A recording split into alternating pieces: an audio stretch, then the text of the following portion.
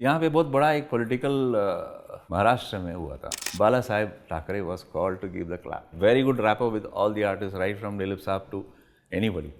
Dharamji. We started this banner of Tina Films International. Tina is the name given by my father. तो मेरे father ने सवाल पहले उठाया कि कौन से फिल्म आप बनाना चाहते हो. मैंने बोला आप ऑलरेडी इन्वेस्ट कर चुके हैं. मिठुन जी was very impressed with me as an assistant. I was honored by one interview which he gave. बोलते ना कि इसको नेपोटिज्म कहें या कुछ भी कहें, मैं फादर वॉज अ प्रोड्यूसर इसके लिए मैं डायरेक्टर बन गया, ऐसा नहीं है. वहाँ पे मिठुन चक्रवर्ती, सुनील दत्त, धर्मेंद्र जी, big star cast. One film, I forget the name of the film, but he had the confidence, signed me for the second film, दरिया दिल. फिल्में बनते थे कैसे, एक स्टोरी आइडिया हो गया आपके पास, एक राइटर हो गया, एक डायरेक्टर हो गया जिसको डायरेक्ट करने के लिए, और एक एक्टर मिल जाता है, आपका प्रोजेक्ट बन जाता है. आपका कोई ना कोई फाइनेंशियल आ ही जाता है आपके पास. Govinda is very good actor, very good human being, because Anil ji was doing all soft kind of roles, romantic roles, all comedy, Mr. India, all these films. Hollywood mein age is no factor for a director.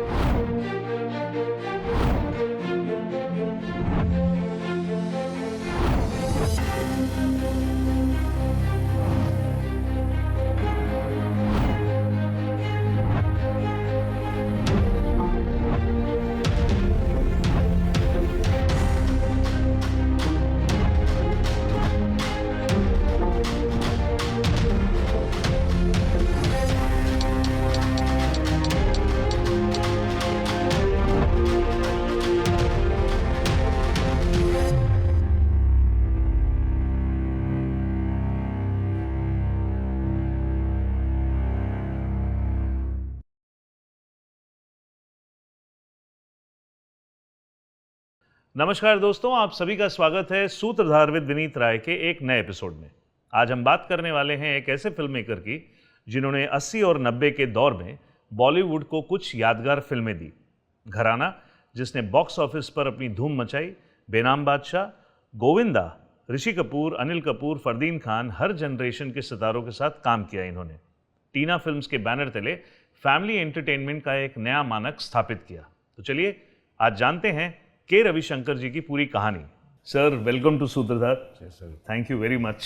Thank you so for much coming in सूत्रधार. और आपकी तो filmography देख के बड़े हुए हैं. जैसा कि मेरा फॉर्मेट है that I really celebrate the talent in our elders, because it is a very important factor for today's generation and as to know about your filmography and your life. तो जैसे कि सर मेरा format है, you must have seen, तो मैं हमेशा बचपन से चलता हूँ. So your father was a very very famous person, and किस तरीके से पिताजी के साथ और किस तरीके से उनका योगदान रहा आपके फिल्मी करियर की शुरुआत करने में.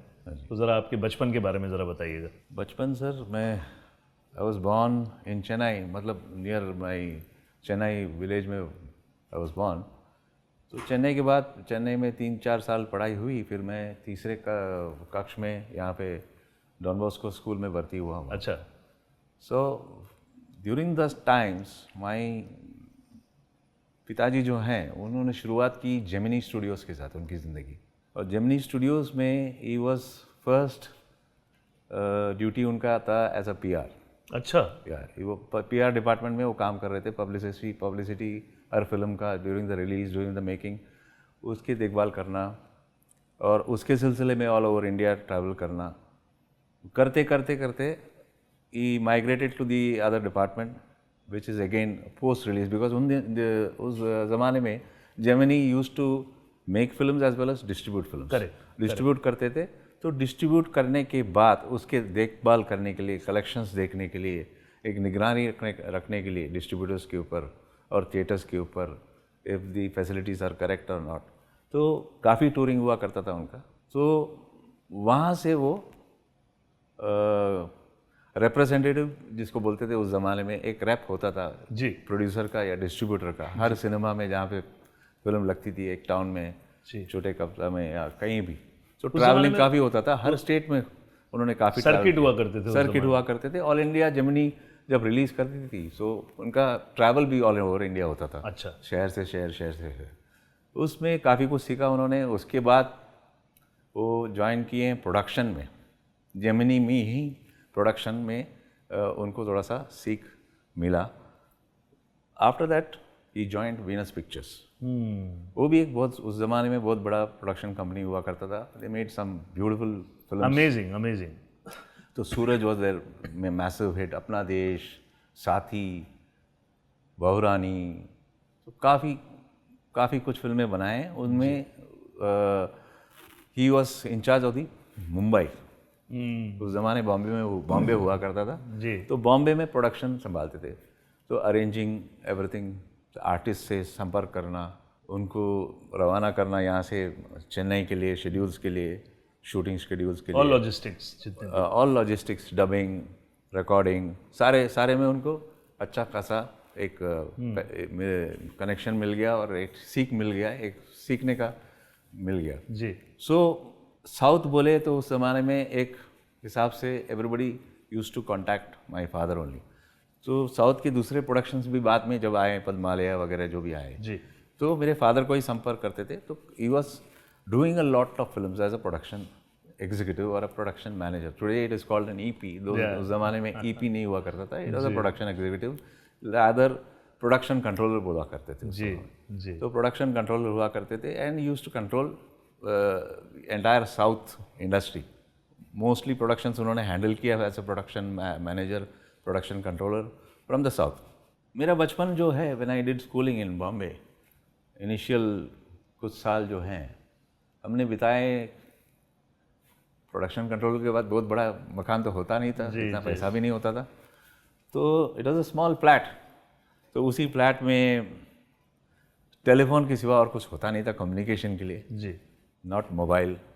तो टेलीफोन पे उनकी बातचीत भी मैं काफ़ी सुनता था. दूसरों से बात करना, क्या बात करते थे, किस तरीके से बात करते थे, किस विषय में बात करते थे, जी. उसमें से भी मुझे काफ़ी कुछ सीखने को मिला. I was small eight the time. मैं बचपन में 8-9 साल से ये सब बातें सुनता था मैं काफ़ी. तो सुनते सुनते सुनते काफ़ी कुछ उसी में से सीख शुरू हो गया. जी. जी. जी. सिनेमा की नॉलेज एंड सिनेमा का क्रेज तो नहीं बोलूँगा. मुझे एक शौक था सिनेमा के ऊपर, एक देखने का शौक. Because my mother was very fascinated with cinema. मतलब शी वॉज अ आर्डेंट सिनी गोअर जिसको बोलते थे. हाँ. तो उनके साथ बचपन में हमेशा I use to go to the cinema देखने जाता था उनके साथ. तो हर फिल्म का मुझे शॉर्ट्स तक याद है, अच्छे शॉर्ट्स जो बचपन में देखा गया, जो 7-8 साल की उम्र में जो देखा था, अभी भी वो इम्प्रिंट हैं इस दिमाग में. तो वो भी एक सीख था, वो एक अलग टाइप का सीख था, एक इंटरेस्ट पैदा किया मुझे. तो उस इंटरेस्ट की वजह से उनकी बातों में जो दिलचस्प बात लगता था मुझे, मैं ऑब्जर्व करता था उनको जी. सब बातें. तो इस तरीके से ही became quite famous. Then once यहाँ पे बहुत बड़ा एक पॉलिटिकल महाराष्ट्र में हुआ था. तो बाला साहेब ठाकरे ने एक क्या बोलते हैं मूवमेंट चलाया था कि south Indians should be thrown out of Maharashtra और मुंबई. जी. रादर मुंबई. जी. तो उस मूवमेंट में तो मेरे फादर को एक ख्याल आया कि वाई कि मैं भी साउथ इंडियन हूँ. जी. तो he was probably feeling a little bit insecure. वो इनसिक्योरिटी क्यों? एक साउथ इंडियन होने से क्या मतलब, वी आर ऑल इंडियंस. जी. तो साउथ इंडियन होने से क्यों हम लोग को मुंबई से बाहर करना. जी. So he and one of his friends got together and 1967-68 की बात है जब ये अभियान चला था. तो he started a Marathi film. वो बोले कि मैं मराठी में फिल्म प्रोड्यूस करूँगा, being a south Indian, to prove and show that unity has to be there in diversity. Correct. Okay. So he was somehow had a connection with Bala Sahib also. अच्छा. And he had the courage, actually I can call it courage, because वो अभियान चल रहा है, movement चल रहा है और ये फिल्म अनाउंस हो रही है. And the film had the biggest of star cast that those days. Doctor Kashinath Kanekar, Durga Kote, Ramesh Dev, big names, all big names were there in that. फिर मुहूर्त के दिन आई तो क्लैप देने के लिए, उस ज़माने में प्रथा होता था क्लैप देना है. तो any famous individual will be brought to give clap to the muhurat. Right. All photographers called, press called and everything. जी. Bala Sahib Thackeray was called to give the clap. वाह. So Bala Sahib Thackeray gave the clap for this Marathi movie Marathi. produced by a South Indian. This was his first entry, my father's entry as a producer from production. Of course, production manager हुआ करते थे because it is an insecure thing. Film making is not so easy. Right. तो ऐसा नहीं है कि वो film बनाने के चक्कर में नौकरी छोड़ दिए या कुछ, नौकरी के साथ साथ ये फिल्म प्रोड्यूस किया उन्होंने. जी. Unfortunately, the film went not to be a big hit. Hit नहीं था, पिक्चर कमर्शियली चली नहीं है, लेकिन अप्रिसिएशन काफ़ी मिला उसको. In fact the cinematography got the state award for that year as the best photograph film and all this things. Black and white में फिल्म बनी थी, सुधीर फाड़के जी का सुपर म्यूजिक था, everything. But even then this subject was not probably the total masala type what those days it was in there in the Marathi industry. Right right right. तो unfortunately इतना click नहीं हुआ. Then अपने आप अपना प्रोडक्शन में वापस, then the Padmalayas came, and just before the Padmalayas came again उनको एक बोलते हैं ना कि एक दैट इच जिसको बोलते हैं अंग्रेजी में इच कि वापस फिल्म बनाने का. From Marathi he went on to make a Gujarati film. Again, now South Indian. He was in trip. He was in trip of regional. That is 1977. After exactly 10 years Marathi के फिल्म के बाद तो बनाए. That also again a big star cast. Asrani ji was a big craze those days. As a leading star. Ahmedabad का rickshaw वाला ऐसा कुछ film एक आया था गुजराती में, जी जी, जो बड़ी हिट हुई थी and he was becoming a craze into an actor. And he made the remake of a famous big hit in Hindi as well as Tamil. Hindi में दत्त साहब, सुनील दत्त साहब ने और न्यूटन जी ने काम किया था. फिल्म का नाम था खानदान. उसी फिल्म का रीमेक था गुजराती में. अच्छा. That again very well made film. And the first time I really made a mark to my father at that time. The entire industry, जो बोलते हैं ना कि एक इंडस्ट्री में एक हवा बन जाती है when the film is being made. वो film was carrying very good reports. बहुत अच्छा रिपोर्ट्स था, एक्सपेक्टेशन था, स्टारकास्ट है, असरानी जी was a craze and all these things. Ji. So they all expected the picture is going to be a big hit. Ji. And people around him were saying कि भाई 50 weeks guaranteed है, golden jubilee hit होने वाला है. उस जमाने में golden jubilee बोले तो बहुत बड़ी बात. सिल्वर जुबली हो जाए बड़ी बात, गोल्डन जुबली की बात हो रही थी. आई कट टू, एक डायरेक्टर की लैंग्वेज में बोलूँगा, कट टू कि फिल्म का फर्स्ट कॉपी रेडी हुआ. एवरीबडी इन द ऑडियंस जो देख रहे थे, mostly the unit people, there were no outsiders. So I was there to watch the first copy. First copy सब लोग निकल के तारीफ़ कर रहे हैं. मैं चुपके से, I was the first person to my tell my dad, तो जितनी ये तारीफ़ कर रहे हैं उतनी नहीं है आपकी फिल्म. तो ये आशमी की क्यों ऐसा बोल रहे हो आप? वाई आप what do you know about the knowledge of film making? मैं बोला मैं I am on audience, as an audience I am speaking. Everything सब कुछ सही है, एवरीथिंग इज सही, but this looks more like a Hindi film to me. जो Gujarati touch जो होना चाहिए, जो रीजनल टच होना चाहिए, जो रीजनल फ्लेवर जो होता है, वो इस फिल्म में मिसिंग है. Right from the missing music to the way जो कहानी को जो बोला गया है या जो माहौल बनाया है, वो जो रेगुलर जो एक होता है स्ट्रक्चर, वो मिसिंग है. तो first time he noticed me, I was in college at the time. फिर चलता गया, Padmalayas came, he again was doing so well. And fortunately for him, he had a very good rapport with all the artists, right from Dilip Saab to anybody. Dharamji, they were all treated, very well by him also, and counter they also respected him. काफ़ी इज्जत देते थे उस ज़माने में. जी. तो एक भाईचारा भी था आर्टिस्ट के बीच में और फादर के बीच में, एक बहुत अच्छा रिलेशनशिप भी था, जिसकी वजह से साउथ से जो भी आए फ़ोन कॉल फादर को बोलते थे कि भाई, एंड ब्लाइंडली, मतलब उस ज़माने में they used to trust him with all the money. He used to control the money to the artists, to fixing up their rates, to everything, dates, weights, सब organized, पूरा सब हो जाता था. जी. तो I saw the boom. I was, by the time I graduated from doing my BSc, because मेरे father का इच्छा था कि I should become a doctor. So till intermediate, I was having that little bit of idea that I should also become a doctor. तो हुआ नहीं. I lost the percentage of by 2% और something. Seat नहीं मिला बॉम्बे में and मेरे parents were not ready to send me outside Mumbai. So I took up CA, jumped from science to commerce. अच्छा. So I was doing CA and one day suddenly after my intermediate and exams, final exams were there. One fine day, being prepared for the exams, one fine day I said, where am I going? Is this the path I should take? Correct, correct. So that's that day I decided to give up everything. And start the own banner of Tina Films International. जी, जी. Of course, the name came later on, which was given by my father himself. Yes. And the first question my father asked was, are you doing the right thing? Because आप तो देख ही रहे हो कि मेरा struggle हो ही रहा है. I have recognition, but not that recognition as a maker or something. And आप जानते हो कि इंडस्ट्री में कितने insecurity होता है कि आप फिल्म प्लान करोगे, you really have to borrow money from lenders on your own risk, on your own this thing. You will have to set up a production house, make a film, either it will click or not. We don't know. And I am doing well as a production manager, as a controller. So why do you want me to put myself at risk? I said, you have done enough. Okay, you have done enough for other people also. Right. Being a production controller, he used to do so many things. So मुझे लगा कि बस काफ़ी कुछ किया है, तो आपको भी अपना कुछ पैरों में खड़े रह के कुछ करना चाहिए. जी. That was the time he agreed. Okay. So that's how we started this banner of Tina Films International. Tina is the name given by my father because those days we had a pet dog. Okay. And she was the favorite of all of us, especially me and my father.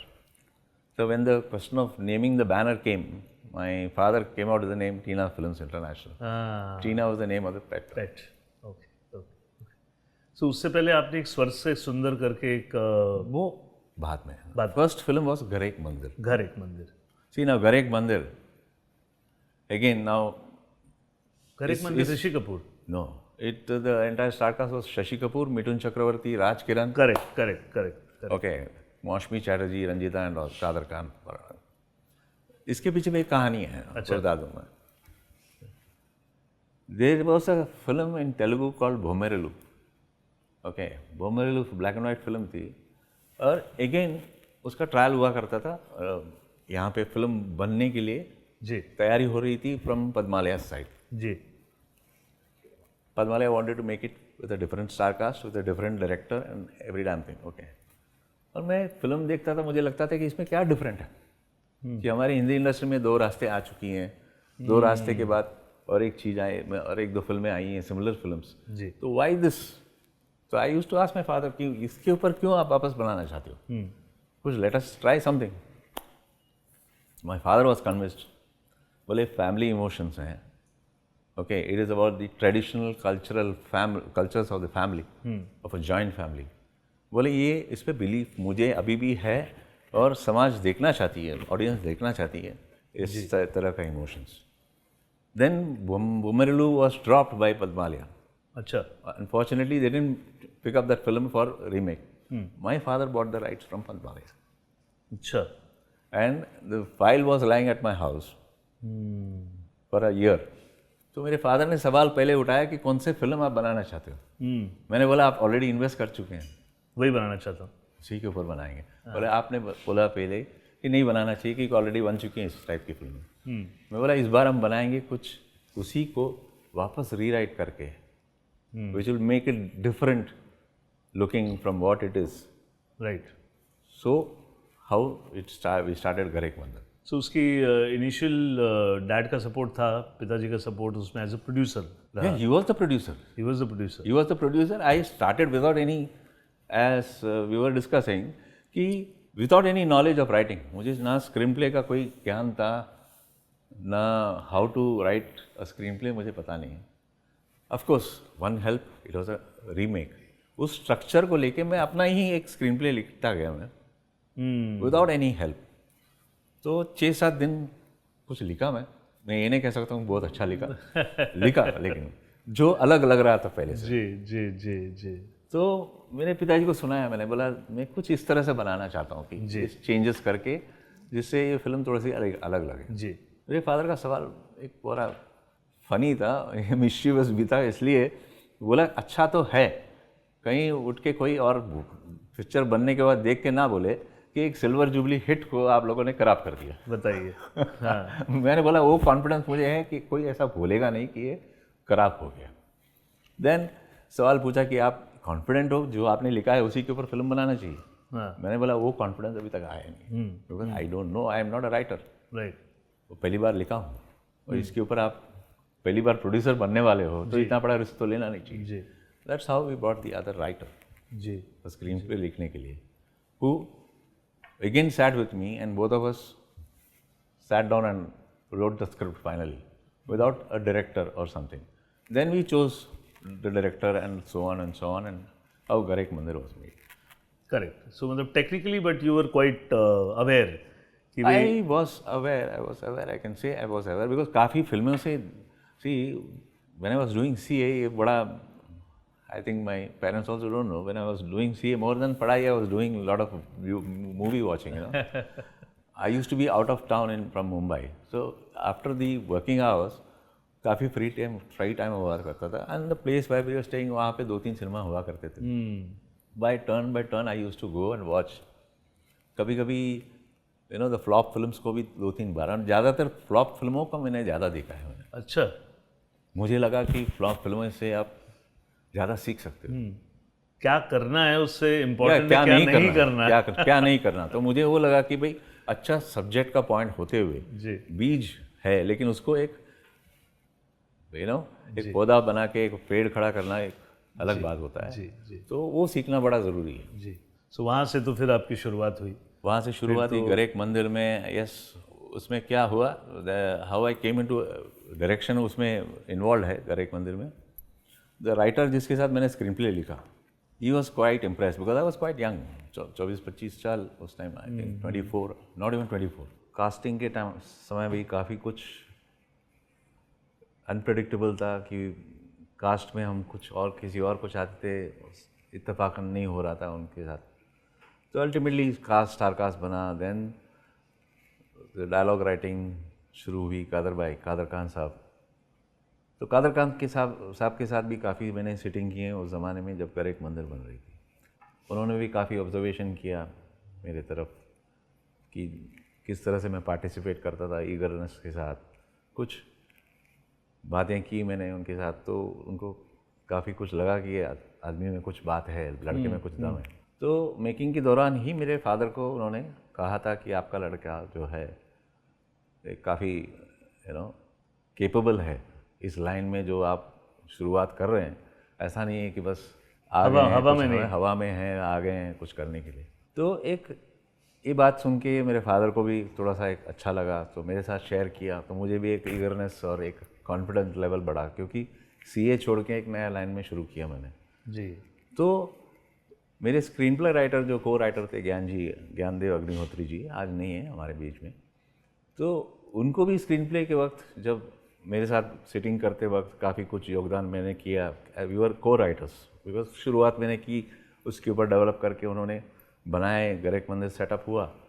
तो उनको भी लगा, और उनको लगा कि यार I should be on the sets, क्योंकि स्क्रीन प्ले तो पार्टिसिपेट किया हूँ, स्क्रीन प्ले जानता हूँ, और पूरी script was actually assimilated inside me. Right. तो पूरा अंदर वो घुस चुका था मुझे स्क्रीन प्ले। तो मेरे फादर से कहे कि भाई इनको एक असिस्टेंट के तौर पे आप सेट पे रखा करो, सीखेगा भी लड़का क्योंकि स्क्रीन प्ले जानता है। तो एक कला, ये आर्ट और डायरेक्शन अगर उसको इंटरेस्ट है तो उसमें आगे बढ़ सकता है जी। तो मेरे फादर को भी लगा चलो, एक विश्वास उनको भी आया, चलो मेरे बेटे को असिस्टेंट के तौर पे। K Bapaiah ji was a director at that time, तो के बपैया जी को भी बोला कि मेरे लड़का साथ में रहेगा, लास्ट असिस्टेंट जो भी कहे उसको जी। और स्क्रिप्ट सुपरवाइज़र। अभी उसमें मुझे और एक लिबर्टी मिल गई। I was from the production side, my producer son, and direction में असिस्टेंट भी था। यहाँ तक कि planning of the shooting schedule which is part of a director's job, कि कैसे प्लान करना है ताकि आर्टिस्ट जो अवेलेबल हैं पर डे, जिनको आपने बुलाया है जी, उनकी यूटिलाइजेशन भी हो जाए बराबर तरीके से। किसी को बिठा के ना रखें, किसी को टाइम वेस्ट, किसी का टाइम वेस्ट ना हो। जी। तो इस तरीके से प्लानिंग लोकेल वाइज, किस लोकेल में कितना डेट है हमारे पास, उसके हिसाब से क्या क्या करना है। तो Bapaiah ji use to trust me blindly on that. जी। तो आई यूज टू कहीं पूछते थे अभी नेक्स्ट सीन क्या करना है, आप क्या प्लान किया। जी। उनके पास सवेरे तो शेड्यूल होता था, फिर भी मेरे को पूछते थे वो कि यही करना है, कुछ और सोच रहे हैं आप। तो इस तरीके से कॉन्फिडेंस धीरे धीरे धीरे धीरे धीरे बढ़ता गया। जी। और editing, Waman Guru, they were the best those times, they were the best. National film, national award winners भी थे जी। एंड काफ़ी बड़े बड़े फिल्में की उन्होंने। तो एडिटिंग रूम ने भी मुझे काफ़ी कुछ सिखाया। एडिटिंग रूम में जाके हर वक्त रश प्रिंट एडिटिंग से लेके फाइनल एडिटिंग तक काफ़ी कुछ किया। यहाँ तक कि गरेक मंदिर के टाइम पे during final editing Bapaiah ji थे, उसके पहले before the final was approved Bapaiah ji, I and Waman ji, of course Waman ji stalwart है, उनके सामने मैं कुछ बोल नहीं सकता, सही बात है। लेकिन आई वॉज देयर जब फाइनल एडिट का एक कट बना के बापिया जी को दिखाया। उन्होंने एक दो सजेशन चाह रहे थे कि भाई इसको ऐसा कर लेते, वो फाइनल हुआ, मेरा कॉन्फिडेंस और बढ़ा। फिर गए हम mixing, which is a very important part of film making again. Correct. Mangesh Desai, again a veteran stalwart, a pillar of our industry. He was a wizard, उस जमाने में बोलते थे विजार्ड है मिक्सिंग में और री recording. Mangesh Desai was the best in the country. Correct. तो उनके पास गया, मैं अकेला असिस्टेंट, वामन जी के असिस्टेंट्स आते थे from direction team, I was the sole assistant. Again Mangesh ji के साथ संपर्क किया, मंगेश जी से बातचीत करना, काम के दौरान मैं जिस तरह से काम करता था, मंगेश जी कहीं ना कहीं इम्प्रेस हुए। तो after the re recording the mixing खत्म हुआ, तो मंगेश जी से पूछे, he had a very good judgement कि फिल्म बनने के बाद, री रिकॉर्डिंग होने के बाद उससे हर प्रोड्यूसर पूछता था सलाह कि क्या लग रहा है आपको मंगेश जी, अच्छा लग रहा है, ठीक लग रहा है। तो फिल्म की तारीफ़ कर दी उन्होंने, बोले अच्छा है जी। तो फिल्म की तारीफ़ के साथ साथ मेरे फादर को उन्होंने भी बोला कि आपका लड़का जो है उसमें टैलेंट है, उसको थोड़ा बढ़ाओ आप आगे। जी। जी। जी। तो फादर को भी धीरे धीरे कॉन्फिडेंस बढ़ता गया, मुझे भी अपना कॉन्फिडेंस बढ़ता गया। Then we went on to Swarg Se Sundar, Jeetendra, Jayaprada, Mithun Chakraborty and Padmini Kolhapure, Kader Khan, बड़े बड़े स्टार कास्ट अगेन। उस जमाने के तो बहुत बड़े स्टार। बड़े स्टार कास्ट, तो मल्टी स्टार कास्ट जिसको बोलते हैं यार, जो तो अच्छा खासा सेटअप के साथ फिल्म शुरू हुई। सेम राइटिंग, मैं और ज्ञान जी, ज्ञान देव अग्निहोत्री जी, कादर भाई, कादर खान साहब वॉज द डायलॉग राइटर, उसमें भी फिल्म बने। उस फिल्म से I don't know, again now one more person got impressed with me, you can call it luck, whatever you say. Mithun ji was very impressed with me as an assistant. I was honored by one interview which he gave in a film magazine, Star and Style. एक interview में कहा था उन्होंने, उनसे सवाल पूछा था कि भाई आगे आने वाले प्रॉस्पेक्टिव जो न्यू डायरेक्टर्स जो आ रहे हैं, उनमें कौन आपको बड़ा प्रॉमिसिंग लगता है। 2-3-4 डायरेक्टरों का नाम लिया जो ऑलरेडी डायरेक्टर बन चुके थे जी। उसके बाद लास्ट में मेरा नाम लिया, बोला ये असिस्टेंट है but watch out for him, एक दिन ये अच्छा डायरेक्टर साबित होगा। That again gave me confidence. तो बोलते ना कि इसको नेपोटिज्म कहें या कुछ भी कहें, मैं फादर वॉज अ प्रोड्यूसर इसके लिए मैं डायरेक्टर बन गया, ऐसा नहीं है जी। उसके लिए भी काफ़ी कुछ लोगों ने इंस्पायर किया जी। लोगों ने कहा, दे एक्चुअली एंडोर्स्ड मी, बोले ना कि ये लड़का काबिल है, इसको करना चाहिए, इसको करना चाहिए। जी। Then before we started Sindoor, my first film as a director, so Arse Sundar was nearing to its end, final stages पे था। जी। तो फादर ने एक दिन मेरे को बोला कि मुझे लगता है कि अभी आपको एक फिल्म ऐसा डायरेक्टर करना चाहिए। मैंने बोला मुझे नहीं लगता कि मैं तैयार हूँ, जी। मुझे और 6 महीना दीजिए, मैं सोचता हूँ कि मैं डायरेक्शन में काबिलियत रखता हूँ, रुचि रखता हूँ, कर पाऊँगा नहीं कर पाऊँगा, मैं आपको बताता हूँ। Then I came across the subject of Sindoor. Sindoor give me the inspiration. मुझे ये फिल्म सब्जेक्ट अच्छा लगता है कि दिस ऐसा ही कुछ होना चाहिए, मेरा एक पहली फिल्म जो होना चाहिए। तो मेरे दिमाग में आया सेंट्रल कैरेक्टर जो है जयाप्रदा जी, वही फिट है इसके लिए। अगर वो हाँ कहें मेरे साथ काम करने के लिए, एक नया बच्चा अभी तभी भी 25-26 साल उम्र मुश्किल से 26 साल का लड़का डायरेक्शन करने जा रहा है, not married, don't know what is about marriage experience, and the subject course subject deal करता है separation. Shashi Kapoor and Jayaprada get separated due to a misunderstanding. जी जी तो उसको डील करना जी मुश्किल काम. जी. तो मेरे फादर से एक ही सवाल था कि मैं तैयार हूँ ये सब्जेक्ट करने के लिए, ये सब्जेक्ट करना है मुझे. हाँ, एज फैक्टर भी होती है ना कि इतना सेंसिटिव सब्जेक्ट है. तो मैं बोला जया जी अगर हो हाँ बोलते हैं तो I will definitely do this film as a director and I can get launched. Fortunately for me Jaya ji like the subject, उन्होंने हाँ बोल दिया. Then we set the ball rolling. Shashi Kapoor ji came in, then Jeetendra ji in a guest appearance, Rishi Kapoor ji in a guest appearance, then Govinda, Neelam were there, right right right. the younger cast. ये सब होता गया. Even then, I will tell you the fear I had on the first day of my shoot, or rather the eve. कल सवेरे shooting है, पूरा setup, all artist dates are there. Shashi Kapoor की dates हैं, शशि जी की डेट्स, जया जी की डेट्स, गोविंदा, नीलम जी, कादर भाई का date, Shakti Kapoor, every all heavy star cast का डेट, पूरा 10-12 दिन का शेड्यूल प्लान किया था मैंने. ये भी नहीं कि पहली बार कर रहा हूँ मैं कि 2 दिन पहले टेस्ट तो कर लूँ मैं ठीक हूँ कि नहीं. Right right. But there was a huge 10-12 days schedule. जी he was the shooting, I got cold feet जिसको बोलते हैं. मुझे लगा कि मैं फादर को बोल दूँ डेट्स है, थोड़ा आगे पीछे शिफ्ट करके बफे जी को फ़ोन करते हैं, बुला लेते हैं, उन्हीं से करवाते हैं. देन मैंने एक 15-20 मिनट आई टुक ब्रीदर के बाद मैंने अपने कैमरामैन को फ़ोन किया, मैं बोला आ जाओ भाई. फिर late in the evening set पे जो पहुंच गया मैं, अगले दिन सेट पे जो करना है वहाँ पहुंच गया, उसी जगह पे जहाँ पे शूट करना है.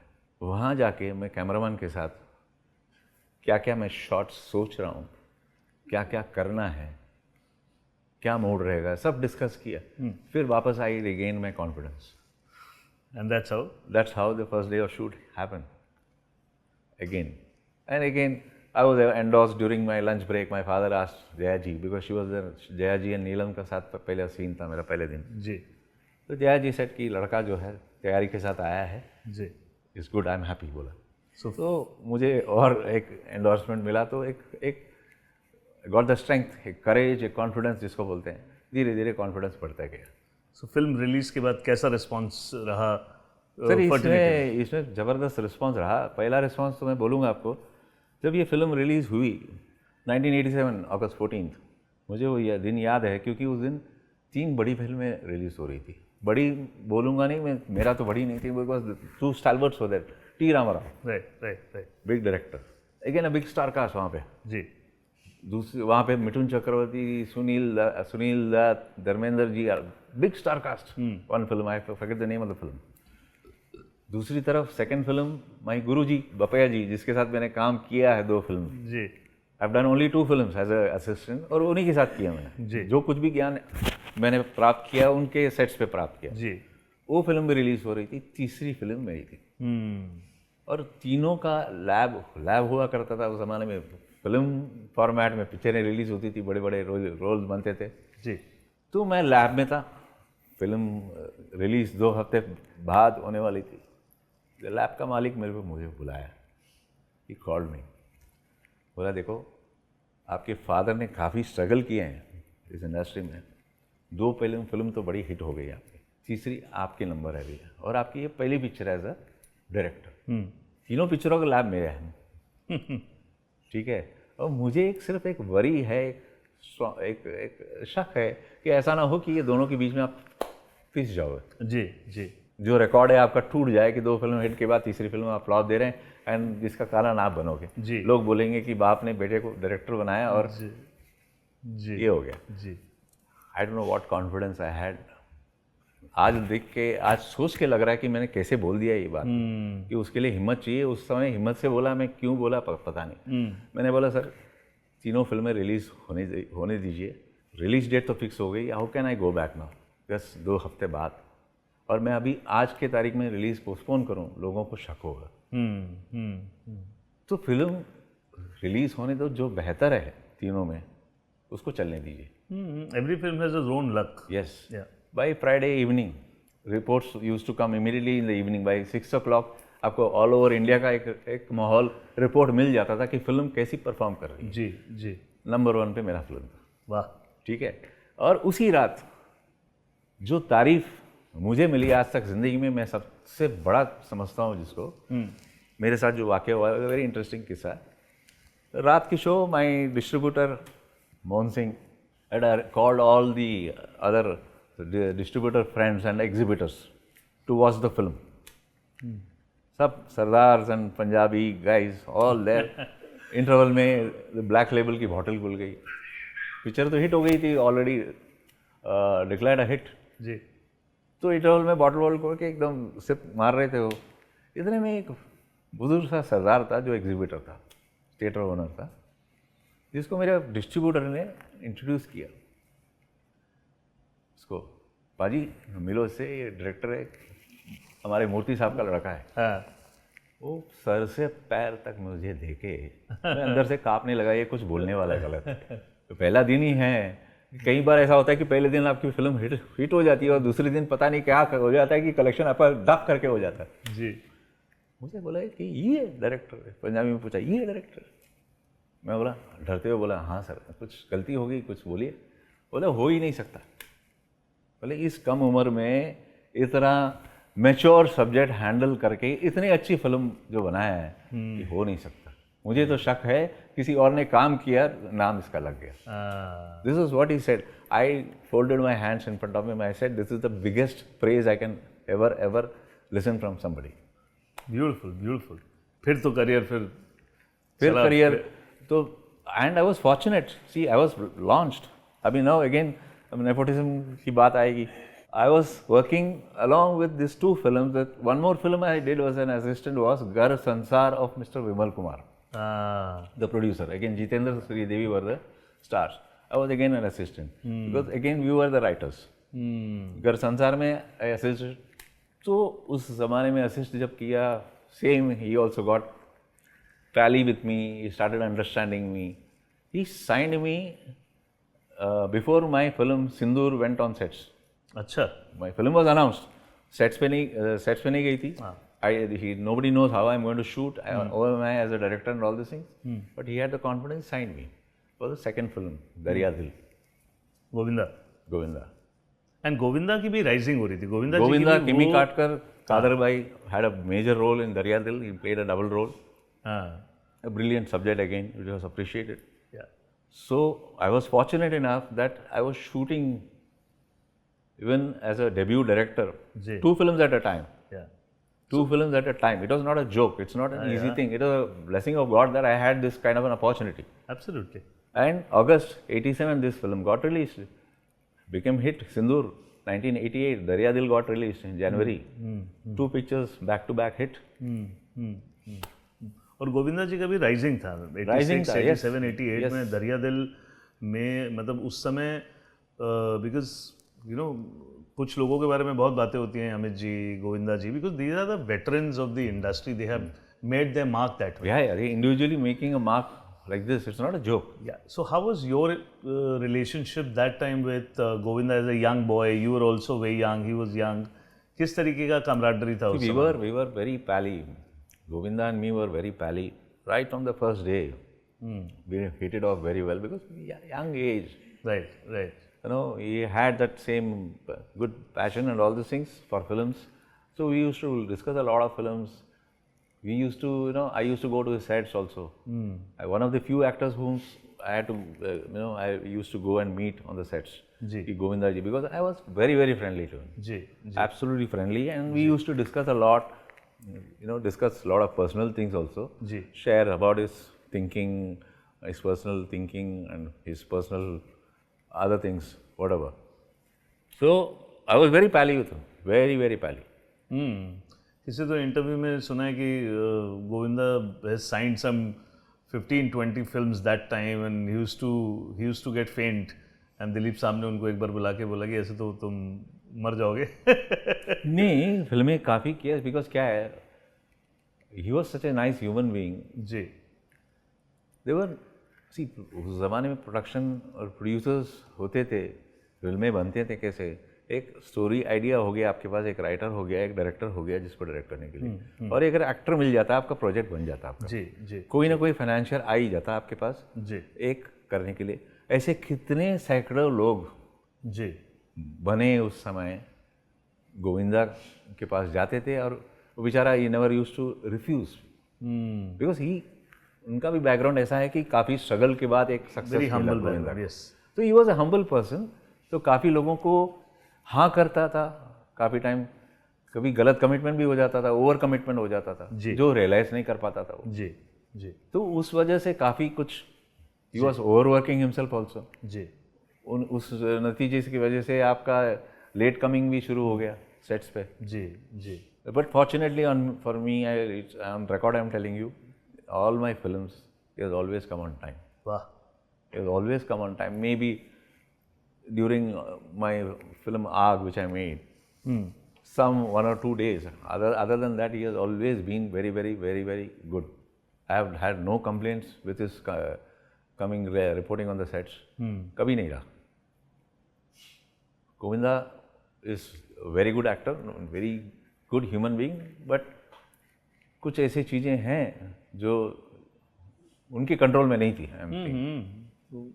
तो इस तरीके की जब चीज़ें होती हैं और सडनली आप बड़े बनने लगते हैं तो बहुत सारी चीज़ें अनकंट्रोलेबल भी होती हैं। अनकंट्रोलेबल भी हो जाती है, और कभी कभी आप ना करना जो है मुश्किल हो जाता है आपके लिए। कभी कभी एक इमोशनल प्रेशर में आ जाते हो, कभी कभी जी ओवर कमिटमेंट भी हो जाता है उसमें। जी। सो उस ज़माने की आपकी फिल्मोग्राफी में भी Gharana was the most recognised film that time, because we were young and we, हम तो आपकी जितनी फिल्मों के बारे में आप बात करो, हमने रात को 4-4 बार वीसीआर पे देखी हैं। करेक्ट है कि मतलब एक साथ दरिया दिल देख रहे हैं, घराना देख रहे हैं, घर एक मंदिर देख रहे हैं, और पूरा दिल्ली में यही माहौल था ना कि रात को वीसीआर आया और रात भर में 4 फिल्में देख ली। और कभी कभी तो सर सांप निकल जाता था और इस क्योंकि वीसीआर वाला कल सुबह वापस ले जाएगा, हम लोग सांप को भी बोलते नहीं थे कि सांप आ गया है। सर, वीसीआर के बारे में आप बात कर रहे हो, एक बहुत घर एक मंदिर के बारे में एक किस्सा याद आ रहा है जी विच आई शुड मेंशन, कि पायरेसी इतना होता था उस ज़माने में। जी तो वीसीआर ने काफ़ी हद तक थोड़ा सा बिजनेस को भी अफेक्ट किया है। जी पायरेसी की वजह से क्या होता था, लोग देखते थे, देख लेते थे, थिएटर में आना नहीं जाना, नहीं देखना, वो डिपेंड करता था कि कितनी रुचि रखता है इस फिल्म में, अच्छा है नहीं है। घर एक मंदिर रिलीज़ हुई सर, रिलीज़ वाले दिन मैं दिल्ली में था, थिएटर में रिलीज़ हुई है फ्राइडे को, जी ठीक है, और मैं शाम को शॉपिंग करने जा रहा हूँ मेरे फादर के साथ। आपका वो फेमस मार्केट कौन सा है? मैं कनॉट प्लेस, कनॉट प्लेस में कौन सा मार्केट है वो सर? जनपथ, पी से नाम शुरू होता है, पी से, पालिका बाजार। पालिका बाजार। पालिका बाजार में अंदर जा रहा हूँ मैं, वहाँ सारे बड़े बड़े टेलीविज़न सेट लगे हुए हैं और सारे टेलीविज़न सेट के ऊपर घर एक मंदिर का पायरेटेड प्रिंट चल रहा है वहाँ। अरे बाप रे, आप सोचो, वहाँ पायरेटेड प्रिंट चल रहा है। Pirated print. And we had the misfortune और फॉर्चून बोलिए कि दिल्ली में पहला रिलीज हुआ है ऑल ओवर इंडिया में घर एक मंदिर, only in Delhi it was release because of the distributors not getting the final. And अगले हफ्ते रिलीज होने वाली थी मुंबई में। आप सोचिए कितना इम्पैक्ट पड़ता अगर पिक्चर गड़बड़ होती और लोगों को पसंद नहीं आता। जी जी। दिल्ली में ही मेरी कहानी खत्म हो जाती पालिका बाजार में। कहानी लेकिन आगे आगे बढ़नी थी सर, वो तो बढ़नी कुछ थी भी हो, इसलिए। कितनी भी पायरेसी हो, कितना भी वो हो, आज की डेट में भी कितना ही ओटीटी हो, कुछ भी हो, देखो cinema is cinema. Yes, cinema गोवर और सिनेमा गोवर, उनको आप कितना भी दिखा दोगे। ये आज भी पायरेसी कहाँ कम थोड़ी है, कम थोड़ी है, आजकल नेट तो पे मिल जाता है आपको, इंटरनेट पे मिल जाता है। मिल जाता है। बट लेकिन उस जमाने में जो लीडिंग लेडीज थी, खास करके जया प्रदा, मीनाक्षी शेषाद्री, नीलम, and they were all very very known Yes. this thing. So ये इस तरीके के बड़े ensemble cast, you know how you used to manage as a young director, किस तरीके से इन सारे ensemble cast को आप लोग मैनेज करते थे? सिंसियरिटी था एक अप्रोच में। हाँ मैं कोई ऐसा कुछ ज़्यादा मतलब ये demanding wise, I was very demanding on the sets, no doubt about that. I used to be called a very strict director. अच्छा। कुछ आर्टिस्ट लोग बोलते हैं, अभी दूसरे लोगों से सुना मैं, दूसरे लोग डरते भी थे मुझसे कि बहुत स्ट्रिक्ट है, बहुत स्ट्रिक्ट है, because I used to be very punctual in and I used to be planned also. मैं किसी आर्टिस्ट का डेट वेस्ट नहीं करने देता। इतना क्या होता है when you make a multi star cast film, कि सबकी डेट्स आप ले लेते हैं, और आपको पता नहीं एग्जैक्टली आप क्या यूटिलाइज करने वाले हैं, किसका यूटिलाइज करने वाले हैं। पता चला कि मेकअप रूम में ही बैठे हैं वो, उनका बारी नहीं आ रहा है, तो इरिटेशन हो ही जाता है, because they are also busy. दूसरे जगह काम कर सकते हैं, किसी और को डेट्स दे सकते हैं, कोई और फिल्म बन सकती है जी तो मैं आई वॉज वेरी ऑर्गेनाइज्ड। जी organised in my approach in shoots, कितना समय कौन सा आर्टिस्ट को देना है, कितना देना है, कितने उनकी डेट्स की रिक्वायरमेंट थी, प्लानिंग ऑन द टेबल काफ़ी कुछ मैं करता था।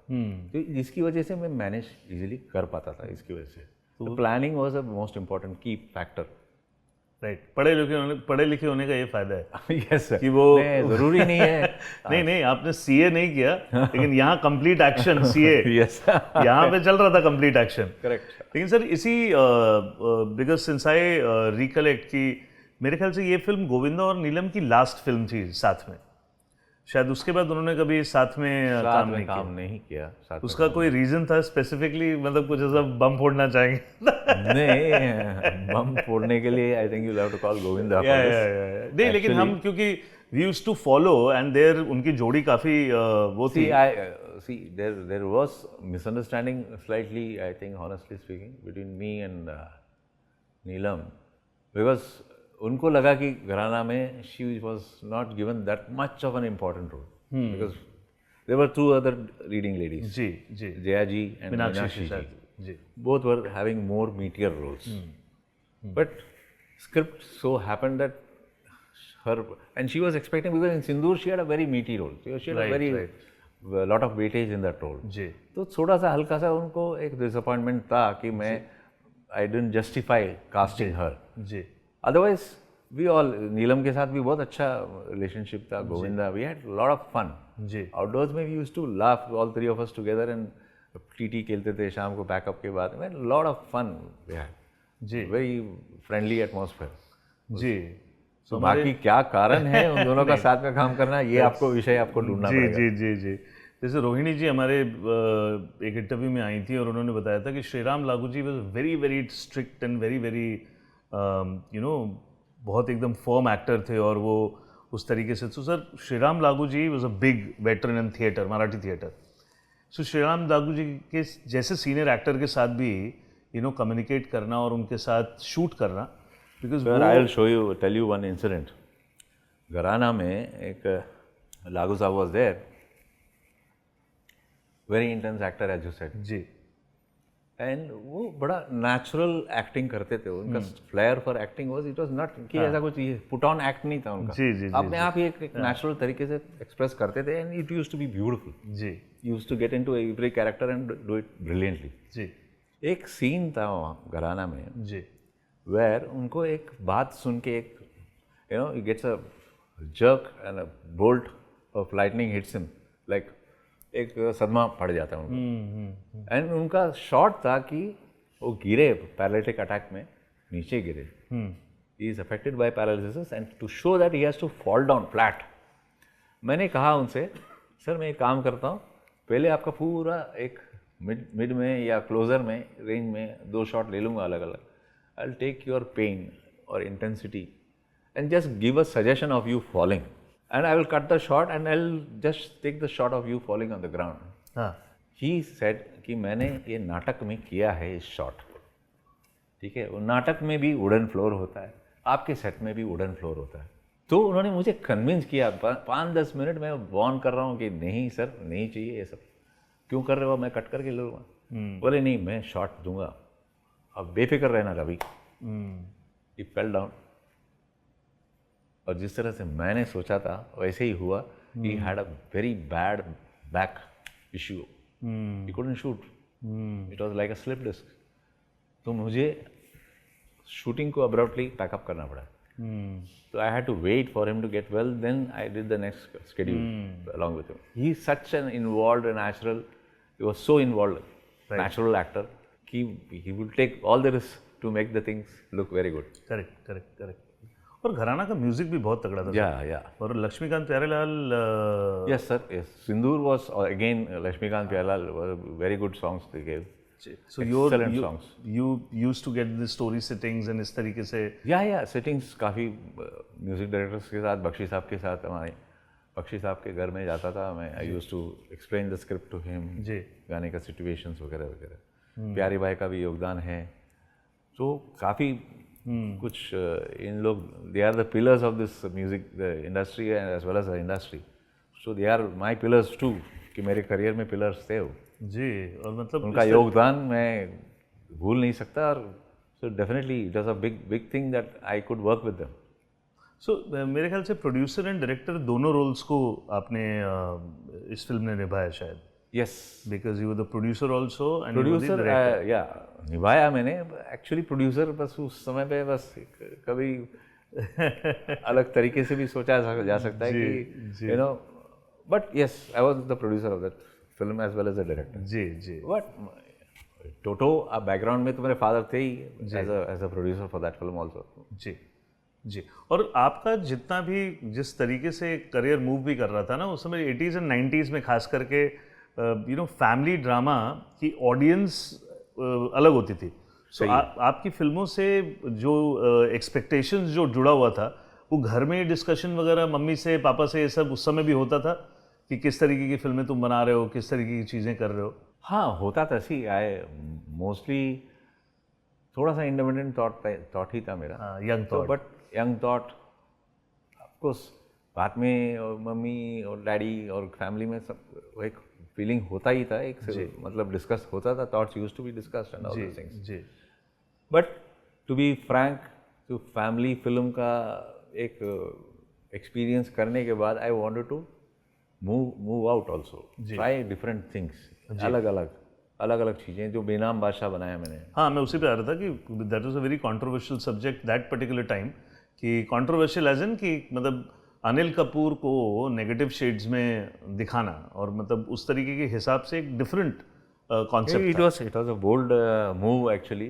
because Anil ji was doing all soft kind of roles, romantic roles, all comedy, Mr. India, all these films, which was totally in contrast to what he did in Benam Badshah. जी, And Benam Badshah, yes, it was, those days it was a very bold move. हाँ, it was an adaptation of Yeah, it was an adaptation. Tamil. Yeah, Tamil film, but entirely different from the original. We have taken the thought and remodified the whole thing. And that was, the original was made on a very shoestring budget because the director was new right. and he himself acted as the hero of the film. Right. He's a very talented man, no doubt about that. तो उसको बनाया हमने।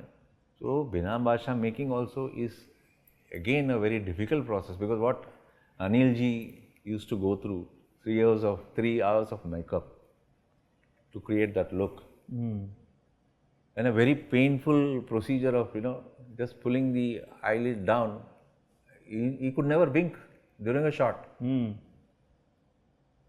पूरे picture में आप देखेंगे, पूरी film में विंक नहीं होता है, आईलिड क्लोज नहीं होता है। वो इसके लिए कि वो गम से चिपकाया हुआ रहता है एक। अरे बाप रे, आप सोचिए गम से इधर आपका आँख खींच के ऐसे चिपकाया रखे, कैसे हो सकता है आपका?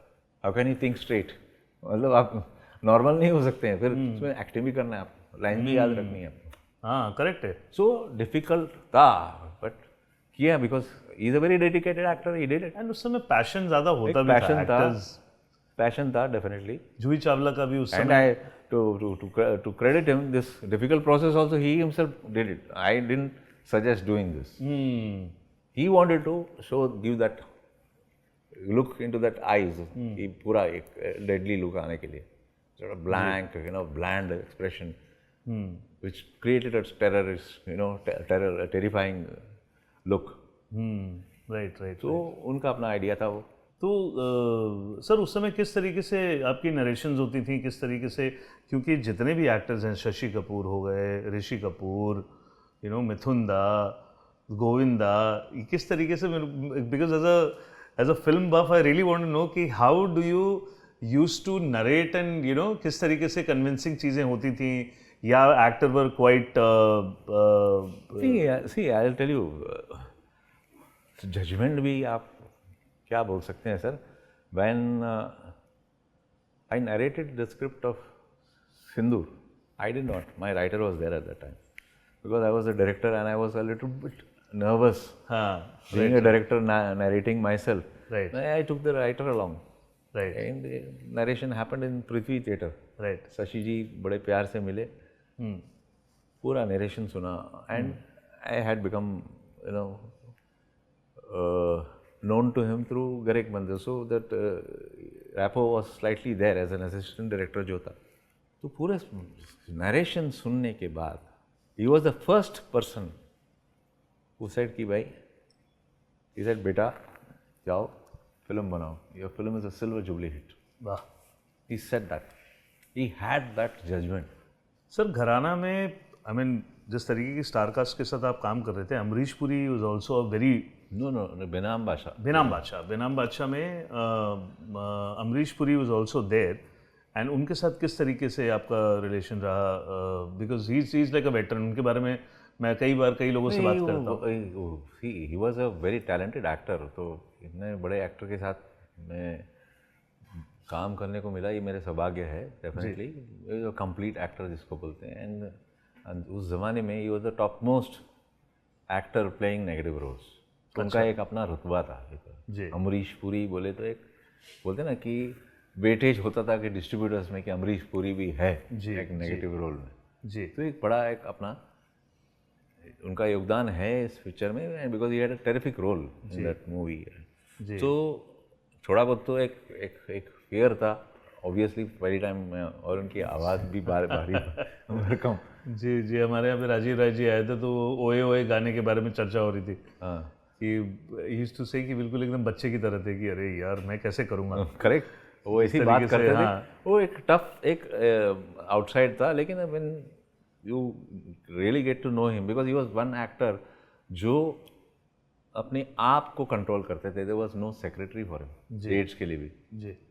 डेट्स आपको कोई सेक्रेटरी को अप्रोच नहीं करना पड़ता था. जिस टाइम उस ज़माने में बड़े बड़े आर्टिस्ट के पास एक सेक्रेटरी होता था.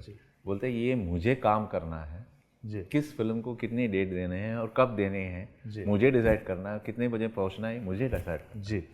कि no secretary can understand the difficulty of an artist. जी. तो अपने हिसाब से वो सही थे, बट ऑब्वियसली एक सेक्रेटरी होता है तो ईज आउट द टेंशन कि बहुत सारे कभी कभी you have to talk to different producers. जी. बट हुआ थोड़ा सा डर था पहले दिन, तो उसके बाद तो ठीक ही हो गए उनके साथ काम करते करते. जी सर, आजकल पब्लिसिटी और पब्लिसिस्ट और ये पीआर, ऑन्टराज, इस तरीके की चीज़ें, पेपराजी बहुत चलता है. ये 90s के दौर पे किस तरीके से प्रमोशन एंड लॉन्च किस तरीके से होते थे उस ज़माने में? सर पहला लॉन्च का पब्लिसिटी शुरू हो जाता था मुहूर्त. Muhurat used to be the biggest thing. Muhurat shot. हाँ, राइट. तो मुहूर्त शॉट होता था जिसमें क्लैप, यू नो, मोर एक important personality, another big actor और अ पॉलिटिशियन और समबडी नोन, तो उनसे क्लैप. तो वहाँ से शुरुआत होती थी एक पीआर एक्सरसाइज कि फिल्म एक लॉन्च हुई है जिसका स्टारकास्ट ये है, प्रोड्यूसर ये है, म्यूजिक डायरेक्टर ये है, जिसका मुहूर्त हुआ है. और उस ज़माने में एक स्क्रीन इंडियन एक्सप्रेस का पब्लिकेशन हुआ करता था जिसमें डबल पेज का ad, mostly the big banners used to give double page, the others used to give a single page. जी. तो एक पेज में ऐड आ जाता था एक डिज़ाइन बना के कि इस फिल्म लॉन्च हो गई है मुहूर्त शॉट के साथ. और ट्रेड गाइड वगैरह भी ट्रेड गाइड वो मैगजीन्स के लिए, जैसे जनरल पब्लिक के लिए, जिसे स्क्रीन से एक मालूमात हो जाती कि भाई एक फिल्म बन रही है जिसके ऊपर. जी. जी. तो ये इस तरीके से शुरू होता था. फिर एक कंप्लीशन के पहले शेड्यूल में पूरे प्रेस को बुलाते थे शूटिंग के दौरान, जहाँ मेजर आर्टिस्ट आपके हैं, लीड आर्टिस्ट हैं और अदर कैरेक्टर आर्टिस्ट जो लीड में हैं, मेजर आर्टिस्ट. जी. वो जब सेट पे रहते थे कि सारे प्रेस को बुलाते थे एक लंच के लिए या डिनर के लिए. राइट. और प्रेस की मुलाकात कराते थे. जी. तो PR exercise used to be simpler that days. Correct. ऐसा कुछ ये नहीं था कि करोड़ों पैसे लग रहे हैं. जी. आज जो ज़माने में बोलते हैं कि भाई एक फिल्म के पीछे इतने करोड़ पैसे लग जाते हैं कि पीआर कर लें. Today's I think it's very difficult. 4 फिल्में बन जाए वहाँ पे. करेक्ट है. So much of PR has to be done. नहीं. एंड देन उसके बाद आग करके शिल्पा शेट्टी कावल में मेरे ख्याल से debut, not debut actually, debut नहीं, शी वाज बाजीगर में थी शायद. बाजीगर यस बाजीगर. मैं बाजीगर रशस तो नहीं देखा मैं. It was on the laptop में, सिर्फ कंप्यूटर स्क्रीन पे देखा. जी. रतन जी ने एग्री टू जी music of Aag was given to him also, he was the distributor for the music. जी तो शिल्पा को साइन करना चाह रहा था मैं, सो आई वांटेड टू सी कि how does she look screen में, कैसी परफॉर्मेंस है, क्या है। जी तो एक गाना देखा था मैंने शाहरुख जी का और शिल्पा का, सो आई लाइक डर, आई साइंड हर। साइन तो कर लिया। जी मुझे एक डाउट होने लगा कि भाई अगर मैं गोविंदा के साथ शिल्पा जी को पेयर करना है, थोड़ा हाइट का भी प्रॉब्लम हो सकता है, जी जी ठीक है। तो मैंने कहा कि भाई एक स्क्रीन टेस्ट होना चाहिए, एक लुक टेस्ट होना चाहिए, जी जिसमें हम दोनों को जो किरदार के हिसाब से जो कॉस्ट्यूम है और गेटअप है वो दिया जाए उन दोनों को। वो गोविंदा जैसे फिल्म में किरदार निभाया उन्होंने, जो गेटअप दिया था वही गेटअप में, और शिल्पा का same getup as in the film, जी दोनों को बुला के मैंने एक टेस्ट शूट किया, एक पूरा सीन शूट किया मैंने। रॉ पे before starting and before saying that Shilpa is the final choice for this role, जी तो चीची को बोला मैं, गोविंदा को, कि I need to have a screen test shoot on one day. ये एग्रीड, बिकॉज ये लुक टेस्ट भी हो जाता है, उसका भी अपना लुक, और एक दोनों का एक पर्दे पे कैसा लुक है वो भी देखने को मिल जाता। तो देखने के बाद वो सीन तो रहा नहीं मूवी में, because I shot it in some locale, background था गांव में, I shot it in Mumbai, so naturally I can't keep the same scene, but बाकायदा एक पूरा दिन का शूटिंग मैंने किया to approve from my side, myself, to and satisfy myself कि हाँ ये सही है। That's how Shilpa ji was शायर। सो 88 के गोविंदा जी चीची भैया में और 94 के चीची भैया में क्या फ़र्क आ गया था उस समय? क्योंकि ही वाज मतलब उस समय David Dhawan was in the picture में आ चुके थे, मतलब जिस तरीके की फिल्में आँखें। क्या है फ़र्क ये है कि मेरे साथ पहले से, जैसे मैंने कहा कि बहुत फ्रेंडली रहे हैं, मेरे साथ कभी प्रॉब्लम हुआ ही नहीं, सेट पे लेट आना ये लेना कभी नहीं हुआ है, और माहौल तो वैसे ही था आग में भी, फ्रेंडली ही था। जी जी फ्रेंडली तरीके से ही शूट होता था हमारा। जी और दूसरी बात, this was in total reverse, जो आग में उनको जो मैंने पेश किया, it was a very intense serious character है जो गोविंदा जी गांव का बैकग्राउंड में एक बन के मर्डर बनते हैं, रिवेंज लेते हैं, जी जी जी करेक्ट है। तो उनके हिसाब से ही like the subject and he was very much impressed by the way the film was making and shaping. तो डेविड का जो अलग ही रूप था ना उनका, तो comedy and lighter kind of films were made, they were totally different from mine, so I don't have any sort of a this thing. तो प्रोबेबली यस, ऑल अलोंग मेरे साइड में सब कॉमेडी फिल्म्स बन रहे थे गोविंदा जी के साथ, और मैं कुछ अलग ही सोच रहा हूँ, एक इंटेंस रोल में उनको फैमिली पेश कर रहा ड्रामा हूँ। Intense, correct, lot of emotions and intense and action. Aag had lot of action in it. Lot of Revenge action, tha. Lot of action. So Govinda doing this kind of action, so it was something new. जी जी जी उस तरीके से, because 90s में आपको लगा कि 90s में जब 90s में थोड़ा आगे बढ़ने लगे तो किस तरीके से और भी film makers were making different films that time? Yes, by 94 में बाजीगर आ गया था। बाजीगर आ शाहरुख गया था। again was playing a Yash negative role. Chopra, डर, सब ये एक एक धीरे धीरे एक अलग एक माहौल बनते राजकुमार गया। संतोषी जी। People were trying different things. People were trying to do different things.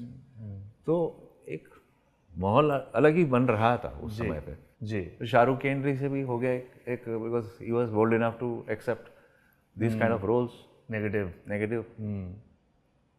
I will not call bold because he was intelligent enough to understand what is required for a change as a hero. जी You know, एक contemporary heroes चल रहे थे जो चॉकलेटी type भी थे उस ज़माने में, टाइप था, तो उनको लगा कि मेरे फिजिक के हिसाब से, मेरी सोच के हिसाब से, मेरे परफॉर्मेंस के हिसाब से ये रोल्स मेरे लिए सही हैं। So he was ready to accept those kind of challenges. जी that's also a good thing. जी जी जी तो सर इसके बाद, क्योंकि अभी तक की जो फिल्मोग्राफी थी वो बहुत स्ट्रॉन्ग फिल्मोग्राफी थी with all the big star cast and everything, फिर उसके बाद फिल्मी सफ़र थोड़ा सा स्लो डाउन किया आपने, that was the reason, any specific reason? देखिए, फिल्मी सफ़र स्लो डाउन। नहीं देखिए, मैं उसके लिए मैं बताऊंगा आपको। मेरी जब फिल्म सिंदूर दरिया दिल दोनों हिट हुई और my film Gharana was on the floor, जी there I had like Govinda, I would have turned into another Govinda in the director's side. I couldn't say no because my father had lot of contacts. बहुत पुराना experience, पुराने से लोग सब जानते थे सब. जी. एंड 2 फिल्में हिट हो गई. आपको पता है कि इंडस्ट्री कैसे फंक्शन करती है. बिल्कुल बिल्कुल बिल्कुल. हिट मीन्स एक सक्सेस के साथ लोग जुड़ना चाहते हैं. बिल्कुल बिल्कुल. ठीक है. तो I had almost sign 10 to 12 film, जिसमें से 3-4 बड़े बड़े बैनर्स भी थे. अच्छा. 12 फिल्में मैंने साइन किए थे एज ए डायरेक्टर. बाप रे. I was forced. मतलब या इधर through my father they used to approach me और through some other friend who is close to the family, उनके थ्रू अप्रोच करते करते मैं कम से कम 10-12 फिल्में अनाउंस हुई. अनाउंस नहीं, साइनिंग अमाउंट लिया था मैंने. अच्छा. फिर after Gharana I said no, I can't be working like this. Right right right right. इस तरीके से करना जो है गलत, ना इंसाफी होगा प्रोड्यूसर्स के लिए भी, अपने आप के भी. बिकॉज कैसे जस्टिफाई कर पाऊंगा मैं. सही बात है. कुछ डायरेक्टर्स कर रहे थे ऐसे, I don't want to take names, कुछ डायरेक्टर्स कर भी रहे थे कि 6-7-8 फिल्में एक साथ चल भी रहा था उनका. मेरे से नहीं होगा. बिकॉज मैं ऐसा डायरेक्टर था who used to get involve from top to bottom. जी जी. हर चीज़ में. म्यूजिक रिकॉर्डिंग होता है गाने का, तो even before the music director I used to reach the studio. Right from the raw thing, I like to get involved myself. I used to like to get the feel of the song. So I was like that. So मैं बोला इस तरीके से मैं कैसे करूँगा मैं. कर ही नहीं पाऊँगा मैं. एडिटिंग में कोई और करेगा editing. My assistant will go and sit there. Mixing somebody else will do. My assistant will go and sit. मैं बोला इस तरीके से फंक्शन नहीं करना है. तो उसी ज़माने में जब मैं इतना बड़ा 12-15 फिल्मों का साइनिंग अमाउंट वापस देने का हिम्मत रखा मैं. जी. उसके बाद भी मैं हमेशा स्लो ही रहा हूँ इसमें. आप कहिए एक्सेप्ट करने में. मैं I never was in a part of the rat race कि मैं इतने फिल्में करना है, ये करना है. एक रुचि होना चाहिए किसी भी कहानी में. लगना चाहिए कि मेरे को करना है ये फिल्म. जी. या मोर देन दैट किसी प्रोड्यूसर के साथ ऑफकोर्स मिसअंडरस्टैंडिंग भी हुए हैं मेरे. आफ्टर सेइंग यस, किसी प्रोड्यूसर के साथ वेवलेंथ भी मैच होना चाहिए. Correct correct. राइट. कि उनकी सोच और आपकी सोच में वेवलेंथ मैच होना चाहिए. तो कहानी भी आपको रुचि आना चाहिए कि मैं कहानी का. ऑफ कोर्स उसमें भी आप गलती करते हैं because no one is perfect.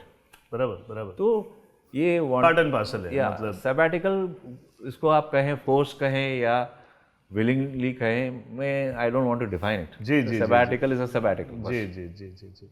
And then Fardeen Khan के साथ for a long time, because that time Fardeen was very emerging actor again. 2000. See that Mr. D. Ramanayadu ji was senior producer from Telugu. जी. Fortunately एक संपर्क हुआ. He and my father were very big good friends also. जी. तो काफ़ी बार मैंने को पहले भी मिला तोहफा के टाइम पे जब बॉम्बे आते थे. Bapaiah ji used to be also making one film with Maqsad. तो काफ़ी उनके साथ मिलना जुलना हुआ करता था. तो इत्तफाकन एक फिल्म के लिए साइन हुआ and he was very very confident कि बोले कि भाई let us make with newcomers और little bit newcomers who have done 1 or 2 films. कुछ 1-2 फिल्में किए हैं, कुछ एक्सपोजर है, उनके साथ भी कर सकते हैं. कुछ नया को लॉन्च करना है, I am with you. Right. इस टाइप का एटीट्यूड था उनका. राइट. तो उसमें Fardeen was doing a couple of films, Ramu ji के साथ कर रहे थे वो. जी. तो 1-2 फिल्में देखा मैंने. After his launch film didn't do well with Feroz sahab. Right right. After that he started doing 1 or 2 films with Ramu ji. 1-2 फिल्में देखी और नायडू साहब को भी पसंद आया, एक कॉन्फिडेंस आया. तो हमें भी लगा कि भाई he can be molded into that role correctly, that emotion which he had not done in other films and all this thing, this emotional role. Right. हमें लगा कि वो उसमें उस फेस में एक बात है जिसमें हम मोल्ड कर सकते हैं. जी जी जी. कोशिश किया, लोगों को अच्छा लगा, but unfortunately that film was a big hit on television, bigger hit on television than the theatres.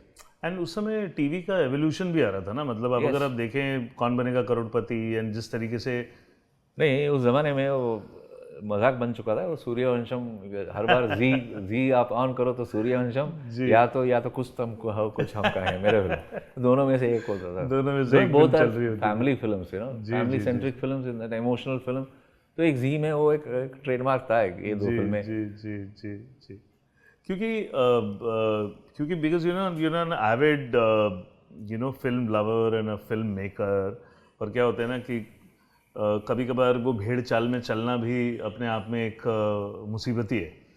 और जिस तरीके से आपका करियर रहा है, और अभी तो खैर लॉन्ग वे टू गो, अभी तो काफ़ी सारी चीज़ें हैं, लेकिन आज की डेट में, क्योंकि जैसे ही आप जिस समय की बात हम कर रहे हैं, जिस समय शायद सिंगल थिएटर से ट्रांजिशन शुरू हुआ मल्टीप्लेक्स का, so how impactful single screen ने कितना इम्पैक्ट किया उनके नहीं होने से इंडस्ट्री को मिड 2000 एंड 2000 के बाद? सर मैं समझता हूँ पहले जब सिनेमा हॉल में फिल्म लगता था, एक बालकनी क्लास बोलते थे, जो balcony class, dress circle class बोलते थे, और फ्रंट बेंचेस वो बोला करते थे, लोअर स्टॉल वाले जी, 2-2 रुपये में टिकट लेके अंदर जाना। जी, सिक्के पे। और कुछ सिनेमास में अभी भी याद है मुझे, दिल्ली में अगेंस्ट लॉ जी, सिगरेट भी वो अंदर पीते थे। हाफ टाइम में सिगरेट नहीं, ऑडिटोरियम में चुपके पीते थे। अच्छा, ऑडिटोरियम में I have seen people smoking in Delhi. That is against the rules of course, plotted by the public. तो ऐसे भी माहौल हुआ करते थे। और वो माहौल में एक बात भी था, क्योंकि आप बालकनी में बैठ के आपकी फिल्म के बारे में जो बुरे पॉइंट है उसके लिए गाली भी सुनते थे आप। सही बात है। आज आप वही फिल्म आप you go and see in a multiplex, you hardly find anybody involved so much.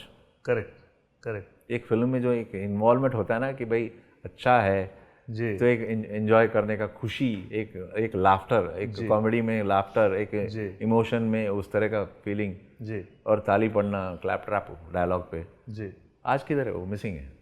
You can't even as a maker go in multiplex and make out whether your film is being liked by the audience or not. That is what I can tell you. That's a big difference. And एक class जो major class है, जो industry को चला रहा है, एक फिल्मों को चला रहा है, जी, that is the masses, not the elite. elite भी चलाते हैं, वो मल्टीप्लेक्स को चला रहे हैं आज। मैं ये नहीं कह रहा हूँ कि उम्मीद नहीं, उनकी टेस्ट अलग है। अर्लियर जो शुरुआती दौर में मल्टीप्लेक्स में जो हुआ करता था, the elite class were more exposed to world cinema. right. They had options to see so many things. The masses depended entirely on our cinema, Hindi cinema और रीजनल सिनेमा और जो भी सिनेमा बोले आप। तो मासेस का योगदान हमेशा रहा है। तो सिंगल स्क्रीन का सर्वाइव होना, उनको चलना, मैं समझता हूँ कि बहुत बड़ा ज़रूरी बात है ये, जो हम भूल गए मल्टीप्लेक्स के पे डिपेंड करके। Multiplex is a today, how many people are honestly able to afford that kind of a ticket pricing? जी, I'm not saying it is absurd, but for the multiplex owners, it is the right pricing. जी, for reasons known to them best. But to me as a maker, to me as an audience, I feel they are overpriced. जी, That you can go to the multiplex and enjoy. वो single screen का एक मज़ा ही, एक माहौल का मज़ा ही अलग था। जी, आज भी मैं कभी कभी फिल्म देखने के लिए यहाँ से मैं गेटी गैलेक्सी चला जाता हूँ। गेटी गैलेक्सी आज भी एक तरीके से it's like a single screen. बिल्कुल बिल्कुल सिंगल स्क्रीन ही है। तो अर्लियर लाइक अभी भी मैं बांद्रा में रहता हूँ, इधर भी रहता हूँ, तो बांद्रा में I use to till 2003 I use to be 90% in Bandra. First day I use to watch, 2 film release हुए, 3 फिल्म रिलीज हुए, I whole day to spend in Gaiety Galaxy watching this films. एक मज़ा एक फुल होता था देखने के लिए भी। एक जी, सो तो सिंगल स्क्रीन का एक मैजिक है, दैट इज टोटली डिफरेंट। जी, you can really read the audience, जी, you can really read the audience. सही बात है सर। टुडेज एज में जिस तरीके से OTT एंड सिनेमा, जिस तरीके से मल्टीप्लेक्सेस, कंटेंट, एक ज़माना था, मतलब मैं तो ये हमेशा मेरी बात होती है कि एक ज़माना था जब हम हिंदी फिल्म इंडस्ट्री हॉलीवुड से 10 साल पीछे थी, अब तो साउथ से 10 साल पीछे आ गई है। उसके रीजंस क्या हैं sir? What is your observation about today's film making capacity? See capacity, देखिए वैसे कैपेसिटी बोले तो आज जो मल्टीप्लेक्सेस आए हैं, कुछ नए दौर के सिनेमा बन रही हैं, नए थॉट्स बन रहे हैं, इन सम वे आई से कि the market has opened up for different stories and different makers. जी. But if you see the success rate of this films, एक तो आप एक्सपेरिमेंटल फिल्म बनाओगे, छोटे बजट की फिल्म बनाओगे, कुछ डिफरेंट सोच की फिल्म बनाओगे, स्क्रीन्स आसानी से मिलती नहीं है मल्टीप्लेक्स में. जी. और मल्टीप्लेक्स में स्क्रीन नहीं मिलती तो distributors are not ready to only rely on single screen, क्योंकि एक चाप बन चुका है कि सिंगल स्क्रीन में सिर्फ फिल्म अगर रिलीज होती है, जी. That is not for the balcony class, जी. दी लाइट जो एलिट बोलते हैं, जी. तो उनके लिए नहीं है. जी. तो एक एलिनेशन हो गया है, एक डिफरेंस क्रिएट हो गया है. जी. So that is not right. That balance एक होना चाहिए कि मल्टीप्लेक्स और सिंगल स्क्रीन के बीच में एक अंडरस्टैंडिंग ला के probably renovate the single screen more, maintaining. Many of them are doing it. But since with the dwindling numbers of audience throughout, they are not able to afford it.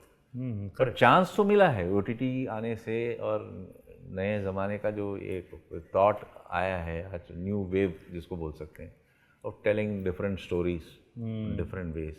But ultimately the core strength is still the audience for you to get in the business. छोटा होता जा रहा है ना sir. पहले cinema scope था, फिर छोटा हुआ, फिर छोटा हुआ, फिर टीवी पे आया, फिर मोबाइल पे आ गया, अभी वर्टिकल पे आ रहा है. कुछ दिनों में ऐसा लग रहा है कि ये सी अभी चॉइस देखिए, वर्ल्ड इज सो फास्ट. एक ज़माने में पेशेंस था. आई स्टिल रिमेंबर कि जब सेंसर सर्टिफिकेट आता था, लोग बोलते थे कितने रील है वो देखते थे, कितना लंबा मीटर है. जितना ज़्यादा रील्स होते थे लोग खुश होते थे. हाँ, 18 रील की है, 19 रील की है. 19 reel, they used to exclaim literally. Correct. They used to enjoy it. Correct. आज किसके पास, आज आप मल्टीप्लेक्स में जाओ, आप half of the time they are on the mobile. हाँ, राइट. आप उनको आप पकड़ के रख नहीं सकते हैं. Right. You are not able to make them concentrate on your movie. Right. Right. Right. So it is a challenging thing even for the makers today. Correct है. You're right, sir. It's not that easy. No, it's not easy at all. So now what is the planning? कुछ नई चीज़ें चल रही हैं. I will not reveal now. But क्या चल रहा है? क्या? I am working on a couple of subjects. One is again your taste, murder mystery. That's a different thing. That's a fiction drama. Ji. So it's a sort of a revenge drama with a different type of storytelling, and, ji. different type of structure by screenplay wise. Ji. Trying to do something different. Ji.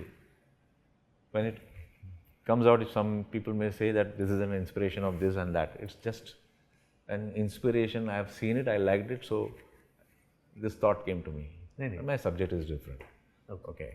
The other one is, that's a massive subject which is being planned, and the research is almost over. The writing will start soon. Then will come the pre-production of setting up who are the actors going to be, which is the most difficult job today. पहले की तरह नहीं है. पहले की तरह नहीं है. लेकिन एक गुड न्यूज़ ये है कि जितने भी अच्छे डायरेक्टर, हमारे क्राफ्ट वाले डायरेक्टर्स, उन सभी ने छोटा या लंबा सबैटिकल लिया. लेकिन now everyone for the industry, for the good, for this industry. इसमें देखिए, जो कॉर्पोरेट्स की सोच समझ लीजिए, या यंग जनरेशन की एक्टर्स जो नए नए आ रहे हैं जी, मैं उनको भी ब्लेम करूँगा, और जो कॉर्पोरेट्स में जो बैठे हुए हैं executives, they are right in their own way. They are looking for return on investment. We are creative people, जी. so we will also look on the return on investment on our creation, right? Correct. Where we are heading for, correct. वो भी देखना है. Absolutely. Correct है. और एक unfortunately आप Hollywood की कंपैरिजन किए हैं, इसलिए मैंने बात कर रहा हूँ. ये हॉलीवुड में age is no factor for a director, because you have a Clint Eastwood at the age of 1992 he's working. Sir they celebrate. हमारे यहाँ तो क्योंकि देखिए, आप टाइटैनिक जब बनाए हमारे जेम्स कैमरून ने, James Cameron, he was 53, 54, right? See, with age a thinker will mature, obviously. Correct. We are all gaining, reading, experiencing, observing as directors what is happening around the world. Correct. We are also assimilating the knowledge. Correct. Correct है. अभी actors believe करते हैं कि they can evolve. पहले जो थे इसके बाद इवॉल्व करते करते करते बेटर एक्टर बनेंगे जी या बन गए हैं, जी तो डायरेक्टर के साथ नहीं हो सकता ये करेक्ट है सर बिल्कुल इवोल्यूशन नहीं हो सकता डायरेक्टर को। डायरेक्टर भी एक कलाकार है, बिल्कुल उनका भी कला है जो प्रदेश करने की कोशिश करते हैं। जी तो with this is the only place in I have a problem in our country that age you age they think that आप पुराने हो गए, आपका थिंकिंग पुराना है। सही बात है but I beg to disagree with them, as the actors can evolve, we too can.